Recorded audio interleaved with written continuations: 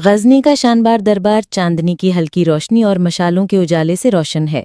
दीवारों पर नक्काशी, पर्शियन कार्पेट जमीन पर बिछा हुआ। सुल्तान महमूद गजनवी अपने शाही तख्त पर शानदार ज़िरा पहने बैठा है। उसकी निगाह सख्त और फैसलाकुन है। वज़रा, जर्नेल और उलेमा उसके चारों तरफ खड़े हैं। दूर से एक सफ़ीर आता है जो सोमनाथ मंदिर के अनमोल खजाने और हिंदू राजाओं के जुल्म की खबरें सुनाता है। दरबार में एकदम खामोशी छा जाती है।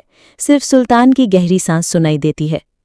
सुल्तान एकदम खड़ा होता है, हाथ में तलवार उठाता है जो मशाल की रोशनी में चमक रही है। उसकी आवाज़ गरजती है, अल्लाह के नाम पर हम सोमनाथ की तरफ रवाना होंगे, बुत परस्ती का किला गिराएंगे। सिपाही एक सुर में नारा लगाते हैं, अल्लाहु अकबर, जो पूरे दरबार में गूंज उठता है। आंखों में ईमान का नूर, दिलों में गैरत की आग। हर फर्द को लगता है कि अब वक्त आ गया है।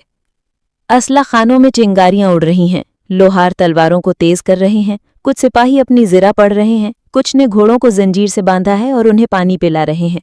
ऊँटों पर खाद, घोड़ों पर ज़िरा, तोपें और झंडा लगाए जा रहे हैं। आंखों में सिर्फ एक मंजिल का तसव्वुर, सोमनाथ। सुबह का वक्त, धूप अभी हल्की है। गजनी से निकलती फौज सहरा की तरफ रवाना होती है।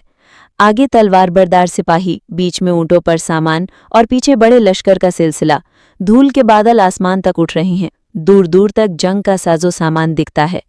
हिंदुस्तान की हरी भरी जमीन पर कदम रखते ही हिंदू किलों में घंटियां जोर से बजती हैं। वॉच टावर पर खड़े मुहाफिज अपने झंडा हिलाकर अंदर खबर देते हैं। गांव के लोग भागते हैं, कुछ मंदिरों की तरफ पनाह लेते हैं। फौज आगे बढ़ रही है, मगर हर सिपाही होशियार है। रास्ते में एक छोटा हिंदू लश्कर सामने आता है।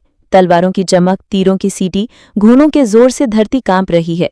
महमूद के लश्कर के पहले ही हमले में दुश्मन की सफ़ें टूट जाती हैं। कुछ भाग जाते हैं, कुछ जख्मी गिरते हैं। गुजरात के नज़दीक पहुंचते ही हवा में समंदर की नमी महसूस होती है। लहरें दूर से गूंज रही हैं। सिपाही समझ जाते हैं कि अब सोमनाथ ज्यादा दूर नहीं। लश्कर की रफ्तार तेज हो जाती है। मंदिर समंदर के किनारे पर एक अजीम इमारत की तरह चमक रहा है। संगमरमर की दीवारें, ऊंचे मीनार, सुनहरी घंटियां हवा में हल्की हल्की बज रही हैं। अंदर से शंख की आवाज आती है। पुजारी सफ़ेद और केसरी लिबास में मंदिर के आंगन में चल रही हैं। सुल्तान लश्कर को सफ़ों में खड़ा करता है।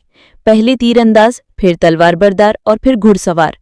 मंजनीक पर बड़े बड़े पत्थर रख दिए गए हैं। ढोल बज रहे हैं। सिपाहियों के दिल में गर्म खून दौड़ रहा है।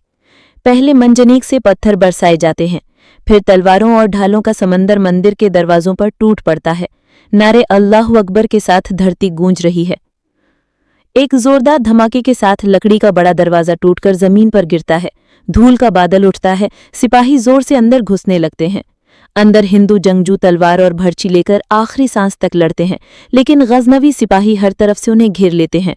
मंदिर का आंगन खून और धूल से भर जाता है।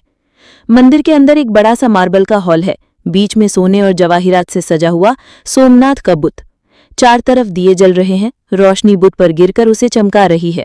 सुल्तान अपने कुछ खुसूसी सिपाहियों के साथ आगे बढ़ता है। सुल्तान एकदम अपनी कुल्हाड़ी उठाता है और जोरदार वार करता है।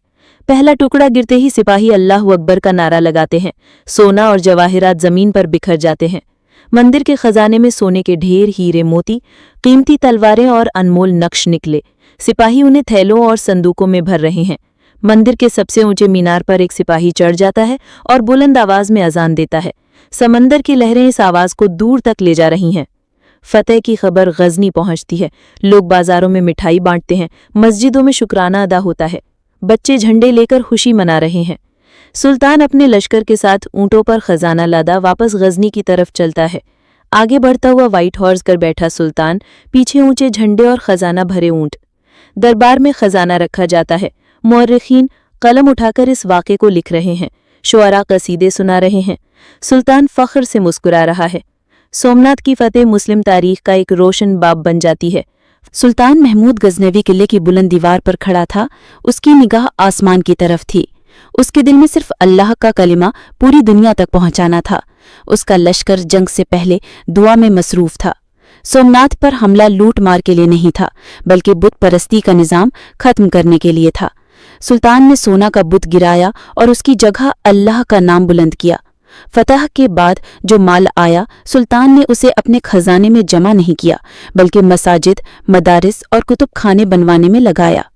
सुल्तान का यकीन था कि इस्लाम का पैगाम इल्म के जरिए फैलता है।